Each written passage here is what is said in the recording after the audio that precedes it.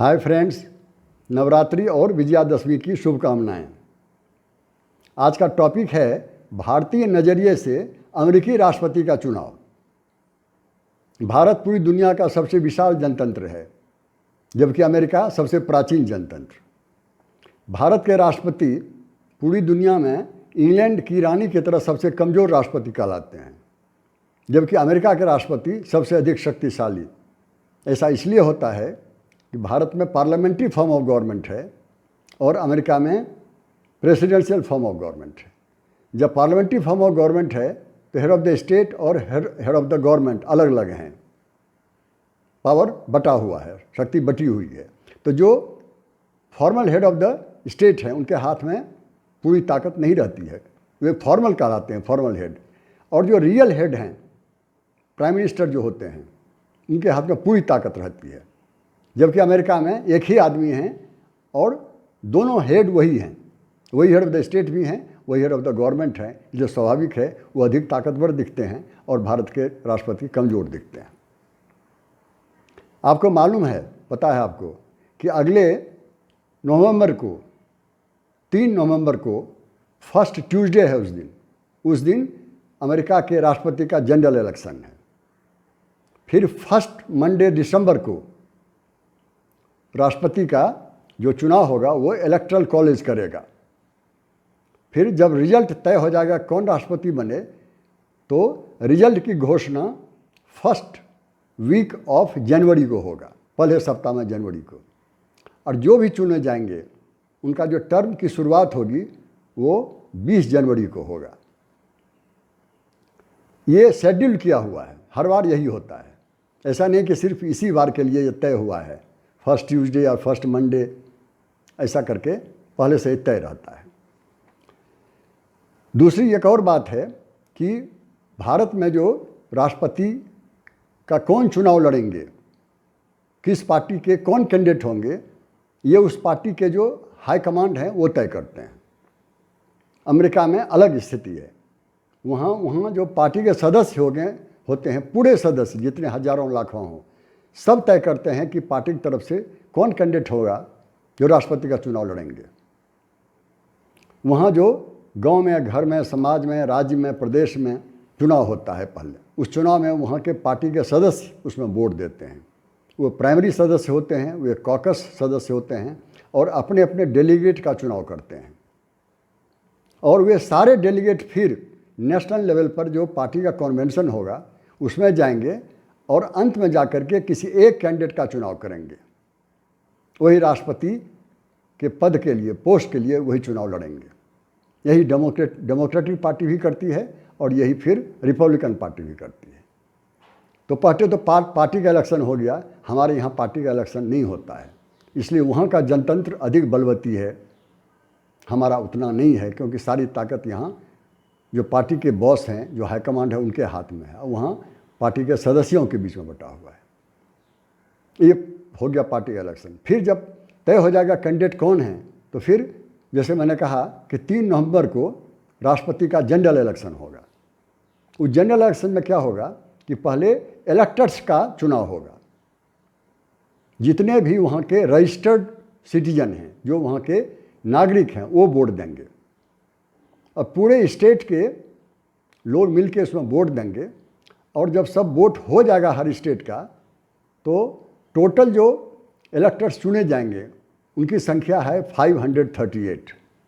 ये 538 जो सदस्य होते हैं, ऐसा नहीं कि हर राज्य में, हर स्टेट में बराबर ही उनकी संख्या है, ऐसा नहीं है। जहाँ की जनसंख्या ज़्यादा होगी वहाँ अधिक इलेक्टर्स होते हैं। जैसे कैलिफोर्निया है, वहाँ पर 55 इलेक्टर्स चुने जाते हैं, सबसे बड़ा स्टेट है। और सबसे छोटा स्टेट है वो है मोंटाना, वहाँ पर सिर्फ 3 ही इलेक्टर्स चुने जाते हैं, 55 वहाँ और 3 यहाँ। ये इतना बड़ा फ़र्क है, लेकिन सब मिला के जैसा कहा 538 होते हैं। इस तरह से जनरल इलेक्शन हो जाता है। फिर जितने भी इलेक्टर्स चुने जाएंगे 538, वो फिर दिसंबर के फर्स्ट मंडे को जमा होंगे और वो राष्ट्रपति का चुनाव करेंगे। 538 में जिनको 50% कम से कम वोट मिलेगा, 270 वोट जिनको मिलेगा, वही राष्ट्रपति कहलाएंगे। अगर मान लीजिए टाई अप हो गया 270 2 आदमी में बटा हुआ है। फिर वहाँ का जो फर्स्ट चैम्बर है, हाउस ऑफ रिप्रेजेंटेटिव, वो राष्ट्रपति का सिलेक्शन करेंगे। और वहाँ का जो सीनेट है, सेकंड चैम्बर, वो उपराष्ट्रपति का चुनाव करेंगे। और जब चुनाव हो जाएगा फिर वोट काउंट करेंगे वहाँ के कांग्रेस, वहाँ का जो सांसद है। और जब वोट काउंट हो जाएगा तो एक सर्टिफिकेट देंगे वो, और फिर फर्स्ट वीक ऑफ जनवरी को रिजल्ट सुना दिया जाएगा, उसकी घोषणा हो जाएगी। और 20 जनवरी को नए राष्ट्रपति अपने टर्म की शुरुआत करेंगे। ये सारी प्रक्रिया वहाँ पर अपनाई जाती है। इस तरह इलेक्टोरल कॉलेज के जो 538 सदस्य होते हैं, उन्होंने अमेरिका के राष्ट्रपति का चुनाव किया। यही प्रक्रिया है। जहाँ तक भारत की बात है, यहाँ भी इलेक्टोरल कॉलेज से ही राष्ट्रपति चुने जाते हैं। लेकिन फ़र्क ये है, यहाँ के जो इलेक्टोरल कॉलेज हैं उनके जो सदस्य होते हैं वो एमपी और एमएलए होते हैं, और वहाँ पर इलेक्टर्स होते हैं जिन्हें जनता चुनती है। एक बार जब चुनाव हो जाता है, वो जो इलेक्टोरल कॉलेज है जहाँ 538 सदस्य होते हैं वो भंग कर दिया जाता है सदा के लिए। यही व्यवस्था वहाँ पर है। राष्ट्रपति का चुनाव हर 4 साल में होता है। उनका टेन्योर भी 4 ही साल का होता है, जबकि भारत का 5 साल का होता है। यहाँ के राष्ट्रपति का जो सैलरी है वो 5 लाख रुपया बेसिक पे हर महीने मिलता है। अमेरिका के जो राष्ट्रपति हैं उनका सैलरी 1 साल में $4 लाख मिलता है। ये फ़र्क है दोनों में। यहाँ का जो चुनाव होता है वो ईवीएम मशीन से होता है राष्ट्रपति का, और वहाँ का जो चुनाव होता है, जो लोग वोट देते हैं, वो बैलेट पेपर से देते हैं। वहाँ जो इलेक्शन कमीशन है वो 6 सदस्यों का है, जिन्हें राष्ट्रपति मनोनीत करते हैं। और वहाँ जो सेकंड चैम्बर है, सीनेट, वो उसे कन्फर्म करते हैं। ये व्यवस्था है। भारत में थोड़ा अलग है और वहाँ अलग है। जहाँ तक कॉन्स्टिट्यूशनल डिफरेंसेस का सवाल है, संवैधानिक विभेद भारत और अमेरिका का है, उसमें से नाम का बहुत बड़ा फर्क है। जैसे मुझे लेजिस्लेचर है, विधायिका, यहाँ का लेजिस्लेचर संसद कहलाता है, पार्लियामेंट कहलाता है, और अमेरिका का कांग्रेस कहलाता है। यहाँ का जो फर्स्ट चैम्बर है लोकसभा कहलाता है, और अमेरिका का हाउस ऑफ रिप्रेजेंटेटिव कहलाता है।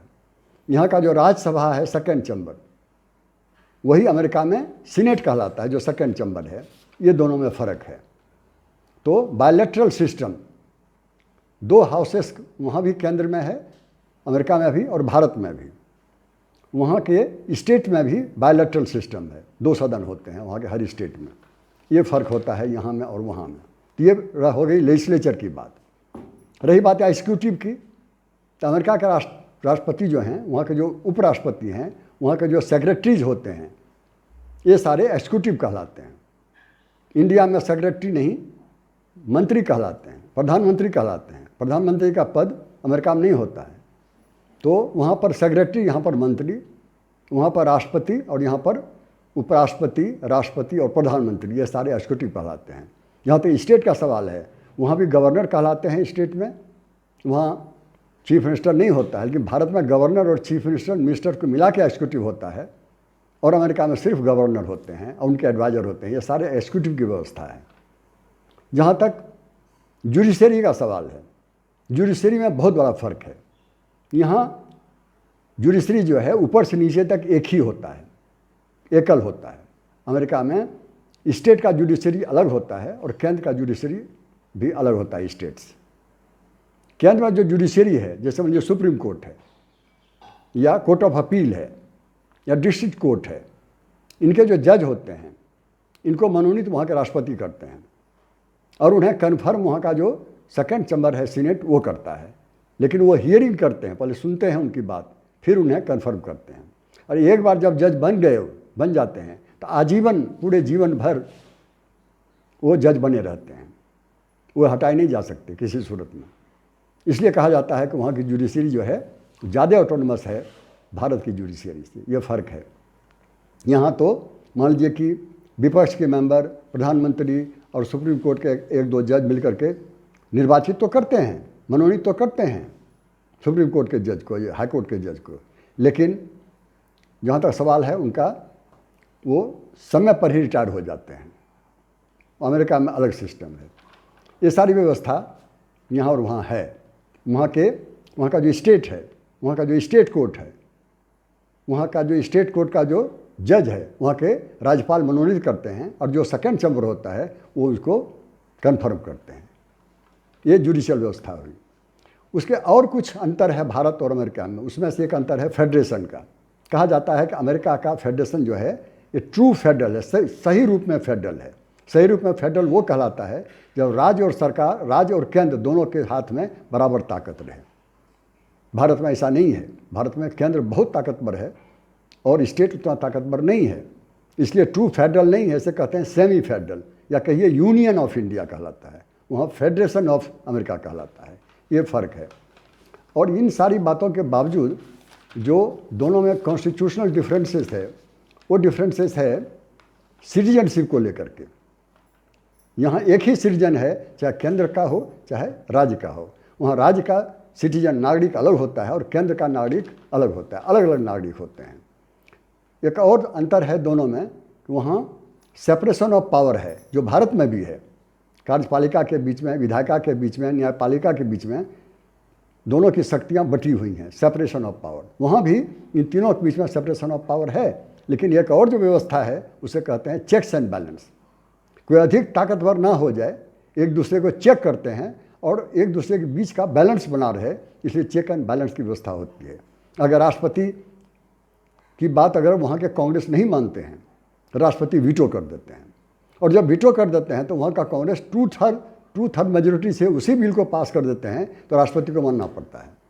फिर अगर राष्ट्रपति चाहें एक और वीटो कर सकते हैं उस पर, जिसे पॉकेट वीटो बोलते हैं।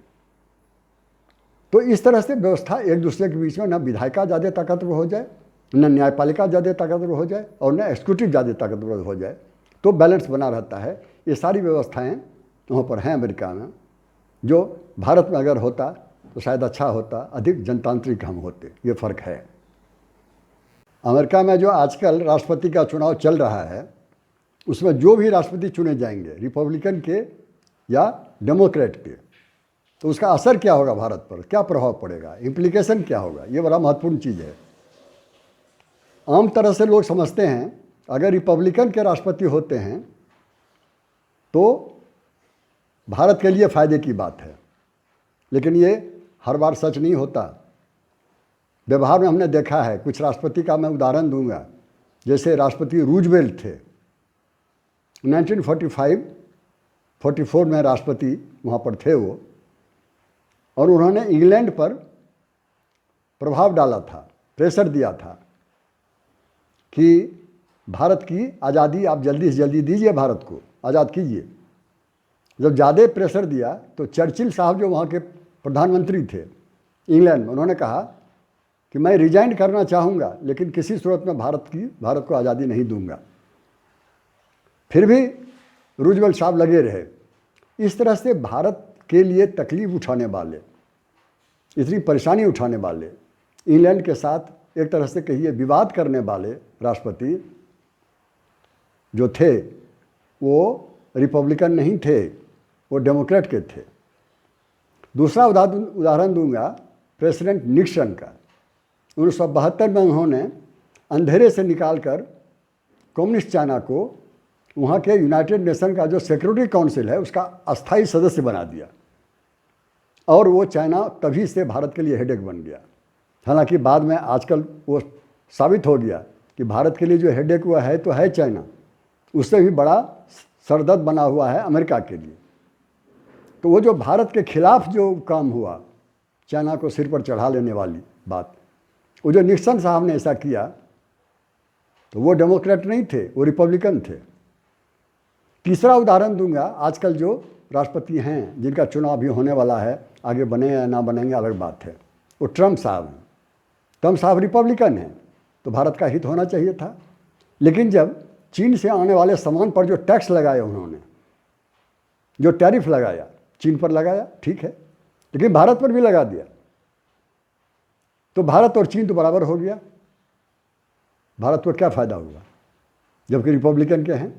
दूसरी बात, H1 वीज़ा की जहाँ तक बात है कि भारत के जो इंजीनियर जा रहे हैं, जो यहाँ के नौकरी पेशा वाले लोग जा रहे हैं, जो स्टूडेंट जा रहे हैं, वो H1 वीज़ा की जहाँ तक बात थी, ट्रंप साहब ने अधिक से अधिक कोशिश की कि कम से कम वीज़ा हम भारत को दें। चाइना को भी कम दिया, भारत को भी कम दिया, तो भारत को फ़ायदा क्या हुआ? H1 वीज़ा तो कम कर दिया उन्होंने, काट काट के बहुत छोटा सा कर दिया, कम कर दिया।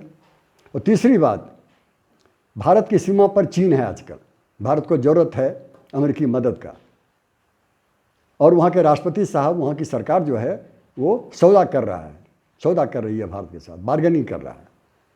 उन्होंने कहा कि ठीक है, हम आपको मदद करेंगे, आप पहले ट्रेड डील जो है, व्यापार का जो समझौता, उस पर साइन कर दीजिए। वो समझौता ऐसा है जिसमें सिर्फ अमेरिका को ही फ़ायदा हो रहा है। और फिर बार्गेन कब हुआ? अभी 2-3 दिन पहले वहाँ के विदेश मंत्री ने कहा, बल्कि डराया भारत को कि आप चीन से पराजित हो जाएंगे, चीन बड़ी ताकत है, आप नहीं लड़ पाएंगे, हमारा हेल्प लीजिए, हमारा मदद लीजिए। असल में वो परेशान हो रहे थे कि भारत रूस से कोई औजार ना खरीदे, अमेरिका से खरीदे, और अमेरिका का जो लेटेस्ट आर्म्स है 5th जनरेशन का, वो नहीं देंगे, ऑब्सोलीट देंगे, बहुत पुराना औजार है, तो उनको औजार बेचने की चिंता है।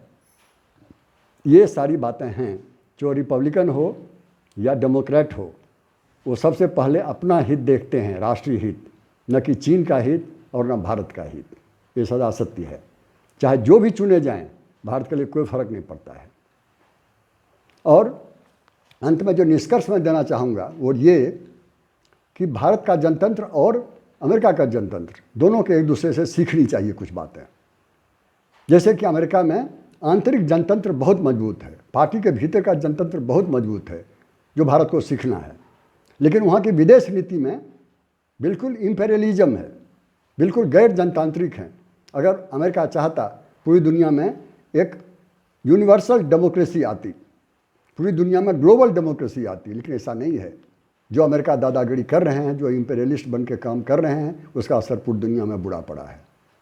ये भारत की जनतांत्रिक जो यहाँ का विदेश नीति है, जो दुनिया में सबको बराबरी की बात करते हैं, वो सीखनी चाहिए उनको भी भारत से। इसे एक दूसरे से सीखते रहते हैं, हम लोग सीखेंगे। और रही बात ये जो भारत का जो जनतंत्र है, चाहे अमेरिका का जनतंत्र है, वहाँ पर जो सेक्टेरियनिज्म है, वहाँ भी श्वेत और श्वेत के बीच बहुत बड़ा झगड़ा है। भारत में भी धर्म के नाम पर, जाति के नाम पर झगड़ा है। इससे समाज जो है बौना हो जाता है, कमज़ोर हो जाता है। जो कमज़ोर समाज जो है, कमज़ोर समाज की कोख से जो राजनीति जन्म लेगी, वो कभी भी स्वस्थ राजनीति नहीं होगी। यह हमें याद रखनी चाहिए। राजनीति को अगर मजबूत करना है, समाज को एक करना है, समाज को मजबूत करना है, तभी राजनीति मजबूत होगी। राष्ट्रपति चाहे भारत के हों, चाहे अमेरिका के हों, दोनों के राष्ट्रपति अपने अपने देश के पहले नागरिक होते हैं और पूरे देश के वो दर्पण होते हैं। राष्ट्रपति को देख लीजिए, पूरा देश दिखाई पड़ेगा। इन सारी बातों के साथ मैं अपनी बात समाप्त करना चाहूँगा। आप सबों को धन्यवाद।